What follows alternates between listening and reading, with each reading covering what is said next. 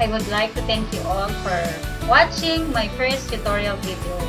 For today, I will make another project, and it is a balloon bouquet for someone special. So I would like to share with you my creations for today. But before that, please don't forget to like, subscribe, and hit the bell button for you to be notified on all my upcoming videos.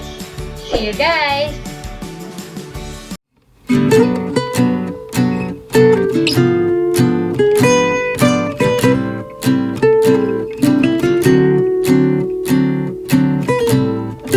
To prepare all the materials that we need, especially the foil balloons.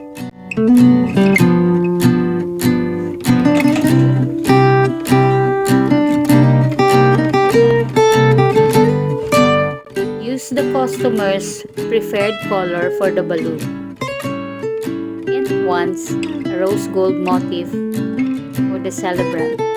So priority to choose rose gold rubber balloons in any sizes and any texture.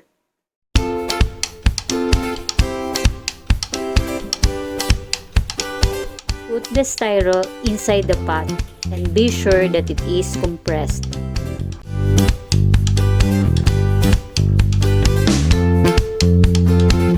Cover the pot with decorative cover and put long balloon to secure the flower cloth later.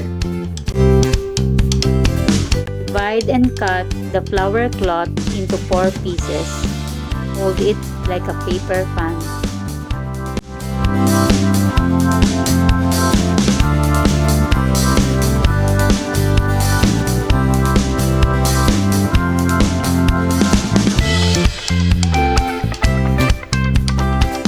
Now put the flower cloth.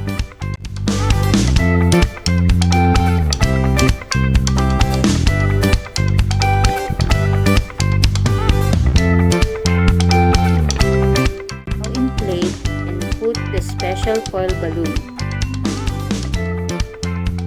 Put the special foil balloon at the center.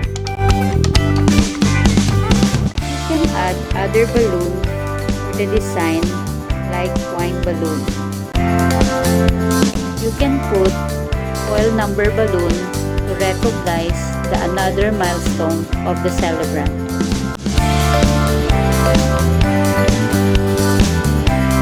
Secure the balloon, put blue dots on it. Inflate all the balloons that you need. Balloon twist in a flower shape will add an extra beauty on our bouquet.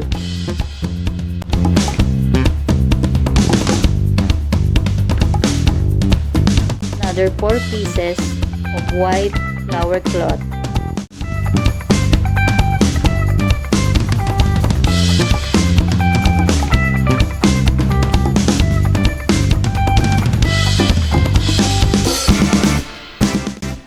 Curling ribbon will look your balloon bouquet truly amazing.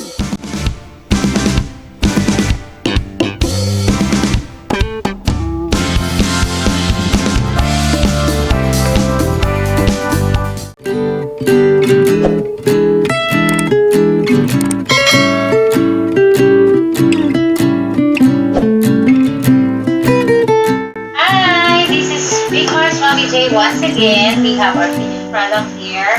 So if you have any suggestion that we can make, just don't forget to comment down below. Okay, thank you for watching another set of tutorial. See you, bye bye. Bye. See you, bye bye.